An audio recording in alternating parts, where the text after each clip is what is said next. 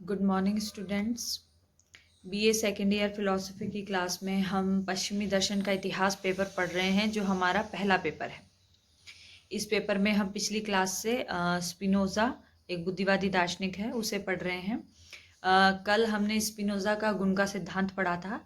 आज हम स्पिनोज़ा का विकार का सिद्धांत और उसका सर्वेश्वरवाद का सिद्धांत पढ़ेंगे। जगत में जितनी तरीके की विभिन्नताएं होती हैं, उनकी व्याख्या करने के लिए स्पिनोज़ा ने विकार सिद्धांत को प्रस्तुत किया। द्रव्य का ये स्वभाव होता है कि वो अपने आप को बदलता रहता है, और इस बदलते रहने पे हर बार जो आकृति बनती है या हर बार जो चेंज होता है, उस चेंज को स्पिनोज़ा ने विकार कहा। तो हम ये कह सकते हैं कि विकार सिद्धांत द्रव्य के परिवर्तनशील रूपों को कहा जा सकता है।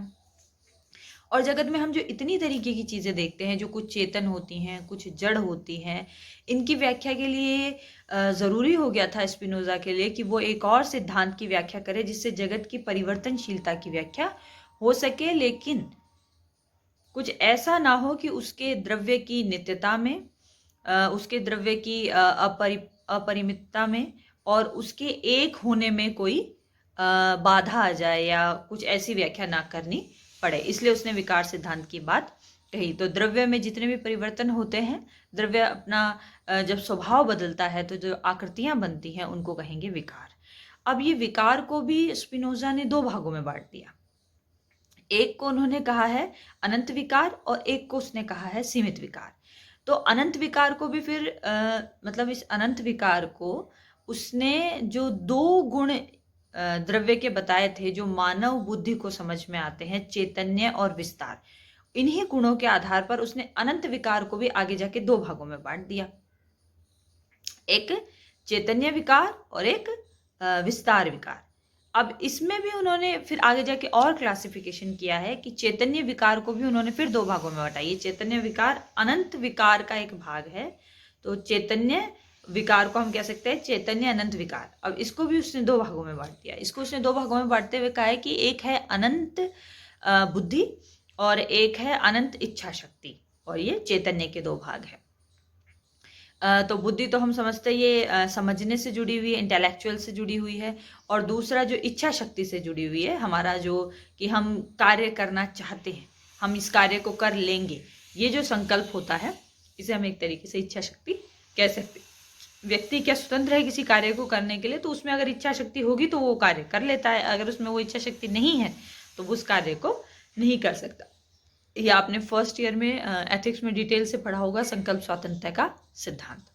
अब इसके अलावा जो जड़ या हम जिसे कह सकते हैं विस्तार, जड़ उसे डेकार्ट ने कहा है, स्पिनोजा ने उसको अलग नाम दिया। स्पिनोजा ने उसे विस्तार कहा, और इस विस्तार को भी, अनंत विकार के दूसरे भाग विस्तार को भी फिर उसने दो भागों में बांट दिया। एक अनंत स्थिति और एक अनंत गति। अनंत स्थिति मतलब वो चीज जहां है वहां है, मतलब एक तरीके से आराम की स्थिति में है, बदलने की स्थिति में नहीं है, तो उसे इन्फिनाइट रेस्ट कहा। और दूसरे को कहा अनंत गति, मतलब वो सदैव गति में ही है। ठीक है। अब स्पिनोजा ये कहता है कि ये जो चार चीजें मैंने बताई, अनंत बुद्धि, अनंत इच्छा शक्ति, अनंत स्थिति और अनंत गति, इन चारों के माध्यम से मैं जगत की सारी वस्तुओं की व्याख्या कर सकता हूं। इसका एक एग्जाम्पल हम मनुष्य को देख लेते हैं। मनुष्य अनंत चैतन्य और अनंत विस्तार, कि उसमें चेतना भी है और उसमें विस्तार भी है, वो जगह भी घेरता है, और फिर उसमें बुद्धि भी है और उसमें इच्छा शक्ति भी है। वो रेस्ट भी करता है और वो गति भी करता है, मतलब वो चलता भी है और वो बिना हिले किसी पोजीशन में भी रहता है। तो स्पिनोजा ये कहना चाहता है कि इन विकारों के माध्यम से मैं जगत की हर वस्तु की व्याख्या कर सकता हूं, इसलिए उसने इस विकार सिद्धांत को हमारे सामने प्रस्तुत किया। अब हम स्पिनोजा के दूसरे सिद्धांत, जिसे हम द्रव्य सिद्धांत का ही एक दूसरा नाम देते हुए कह सकते हैं, उसे हम सर्वेश्वरवाद कह सकते हैं। दरअसल जब स्पिनोजा अपने द्रव्य के सिद्धांत के बारे में ये कहता है कि वो, उसका जो द्रव्य है वो स्वतंत्र है, स्वयंभू है, एक है, अपरिमित है, तो ऐसा लगता है कि कहीं ऐसा तो नहीं है कि वो कि कोई आकार ही नहीं है, मतलब किस तरीके का है द्रव्य, लोगों को ऐसे द्रव्य के बारे में तो उन्होंने कभी सुना नहीं। खासकर यूरोप के दर्शन में इस तरीके की बात कभी हुई नहीं जिस तरीके के द्रव्य की बात स्पिनोजा कर रहा था। तो स्पिनोजा अपने द्रव्य को अमूर्तता से बचाने के लिए, कि उसका कोई आकार नहीं है या उसको हम किसी भी तरीके से कल्पित नहीं कर सकते, उससे बचाने के लिए स्पिनोजा ने ये किया कि उसने ये कह दिया कि द्रव्य ईश्वर है। ये उसने सिर्फ इसलिए किया कि उसके द्रव्य की कल्पना को कोई कपोल कल्पना न मान ले या परिकल्पना न मान ले, कोई हवाई बात ना मान ले। इसलिए उसने कहा कि मेरा जो द्रव्य का सिद्धांत है वो ईश्वर का सिद्धांत है।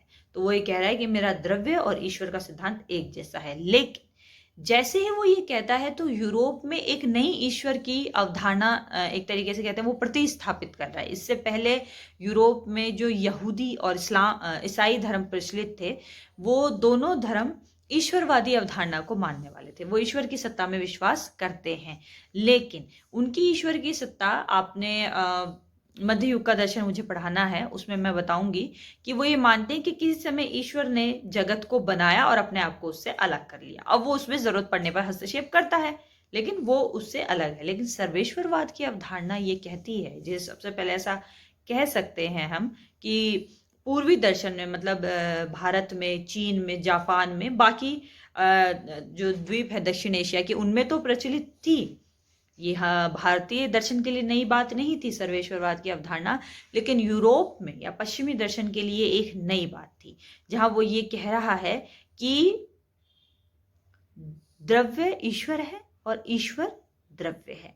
अब ये जो विकार सिद्धांत मैंने इससे पहले बताया, जहां पे द्रव्य परिवर्तनशील रूप की व्याख्या के लिए हम विकार सिद्धांत देते हैं, तो इसी एक विकार में से एक विकार को उसने जगत कह दिया कि जब द्रव्य में एक विकार आता है कि वो जगत के रूप में अभिव्यक्त होता है। और चूंकि वो कह रहा है कि द्रव्य ही ईश्वर है, तो ईश्वर का स्वभाव हो गया या द्रव्य का स्वभाव हो गया कि वो जगत के रूप में अपने आप को अभिव्यक्त करता है। कोई कारण नहीं है उसका कि वो जगत के रूप में अपने आप को बताता है, ये कोई कारण नहीं है। तो हम ये कह सकते हैं कि स्पिनोजा का सर्वेश्वरवाद का सिद्धांत